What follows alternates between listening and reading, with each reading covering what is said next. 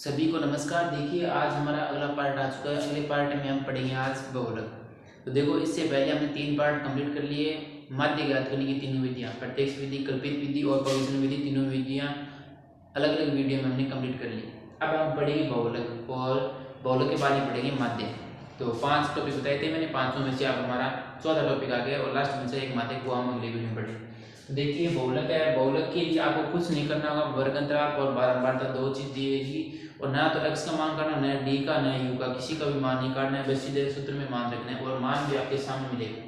तो सबसे पहले आपको ऐसे वर्ग अंतराल और बारंबारता दी हुई होगी, उसमें आपको क्या करना है, बस ऐसी बारंबारता बनानी है। और इसके अगर आप बनाना चाहें तो जैसे पेज के ऊपरी साइड में ना पूरे पेज में बना लीजिए और उसके नीचे हल करने की कोशिश कीजिए, क्योंकि इसके बराबर में लेंगे तो ज़्यादा ध्यान नहीं जाएगा। तो इससे सबसे ज़्यादा अगर अच्छा करना तरीका से चाहें तो आप ये सारणी पूरी जैसे एक पेज बना लीजिए और इसके नीचे है वो इसका हल कीजिए। तो इसके लिए हमें क्या करना है, पहले सूत्र याद रखना होगा। तो बहुलक मैं सूत्र लिख देता हूँ पहले। बहुलक बराबर में L प्लस में कोष्टक के अंदर F1 माइनस में F0, दूसरी एबीसीडी का F लिखना है और यहाँ पे है 2F1 माइनस में F0 माइनस में F2 इंटू में H।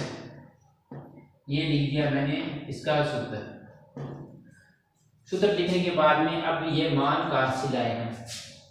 तो जैसे h का मान है, मैंने बता दिया था, पहले ही बताया, पगविचलन विधि में आया था हमारे पास, काम में आया था। h क्या है कि इस वर्ग अंतराल में कितने का अंतराल है। h ज्ञानी का ज्ञात करने का सूत्र भी याद रखना चाहिए तो याद रख सकते हैं, उच्च सीमा माइनस में निम्न सीमा। तो h का मान निकालेंगे। अब देखिए l, सबसे पहले आपको दी हुई बहुलक याद करना होगा। बहुलक अगर जैसे अवर्गित आंकड़ों के लिए होगा तो जैसे जितनी बारंबारता दी होगी, कोई सी संख्या अगर आंकड़े दी हुई है उनमें जो संख्या ज्यादा बार बार आ रही है, जो संख्या जिसका मान ज्यादा, जैसे 6, 3, 5, 3, 4, 2, 3, इनमें आंकड़ों में दूसरे बहुलक कौन सा है। तो बहुलक वह बताना है जिसकी संख्या ज्यादा बार आ रही है, बारंबारता या फिर बार बार जो संख्या आ रही है। 3, 3 कितनी बार आ रही है, 3 बार आ रही है, तो इसका जो बहुलक हो जाएगा क्या हो जाएगा, 3 हो जाएगा। तो अवर्गित आंकड़े में तो ऐसा बहुलक होगा, लेकिन इसके लिए जो वर्गीकृत आंकड़े हैं उसके लिए हमें बहुलक का सूत्र रखना होगा। तो इसमें आपको देखना होगा, सबसे पहले आपको देखना होगा कि जिसकी बारंबारता सबसे अधिक है उसको मान लीजिए F1। तो इसमें जैसे देखेंगे ये 6 लिख दिया मैंने, क्या इसको मैं लिख देता हूँ 5। ये लिख दिया, 6 2 बार आ गया था लेकिन 5 में लिख दिया। अब देखिए सबसे पहले आपको इसको मानना होगा, इसकी बारंबारता, इसमें जो मान बारंबारता में जो सबसे ज्यादा मान आ रहा है उसको मान लीजिए F1। कैसे माना बता दूंगा। और इस F1 से पहले आएगा वो होगा F0 और F1 के नीचे होगा वो होगा F2। जिस प्रकार से हम गिनती पढ़ना शुरू करते हैं 1 2 3 4 इस प्रकार पढ़ते हैं, लेकिन 1 से ऊपर क्या होता है, 0 होता है। जैसे टेस्टों की कॉपी में भी आता है 0 नंबर आता है, 1 आता है, 2 आता है, 3 4 5 इस प्रकार आता है। तो इस 1 से ऊपर आपको मानना क्या है, F1 मानना है। F1 जैसे सबसे अधिकतम बारंबारता जैसे 13 है, तो इस 13 से ज्यादा और कोई नहीं है तो इसको F1 मान लीजिए। और इस F1 से ऊपर वाला F0 और F2 से नीचे वाला 5 हो गया, जो F2 है इस F1 से नीचे वाला F2 आ गया।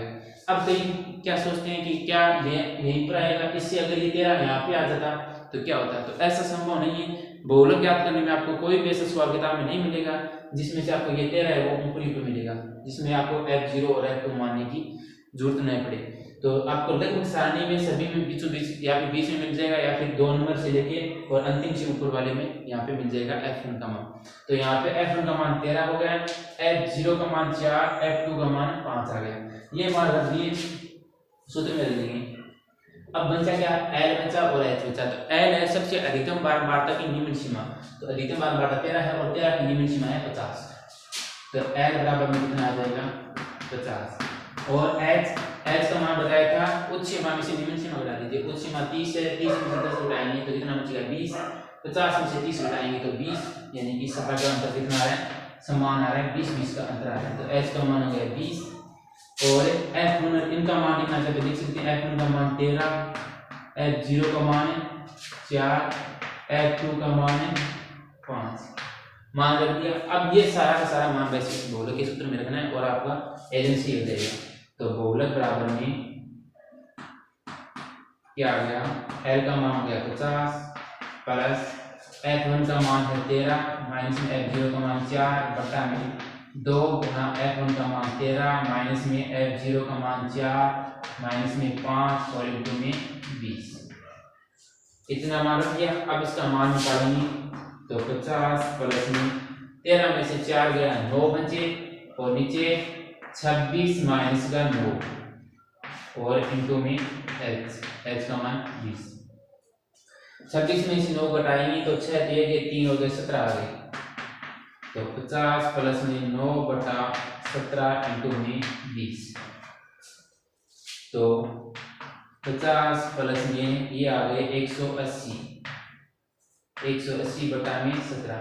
अब इसको पूरा पूरा भाग दे दीजिए। यहाँ पे पॉइंटर में उतर लिया मैं यहाँ पे कर रहा हूँ 50 प्लस में 1 और फिर बचेगा 10 फिर आ जाएगा 17 यानी कि पॉइंट लग जाएगा और इसके बाद में आ जाएगा 6 बार लगभग 6 बार जाएगा और इसका मान जो बहुलक है वो आ जाएगा 51.6 आ जाएगा। लास्ट में ये हमारे पास उत्तर आ गया। तो ये उत्तर तो लगभग एग्जाम चेक करने वाला जो आपका कॉपी चेक करने वाला है वो मान लगभग सही कर देता है ऑटोमेटिक अपने यहाँ पे कि यहाँ तक अगर मान सही रखें तो आगे भी क्या होगा सही होगा।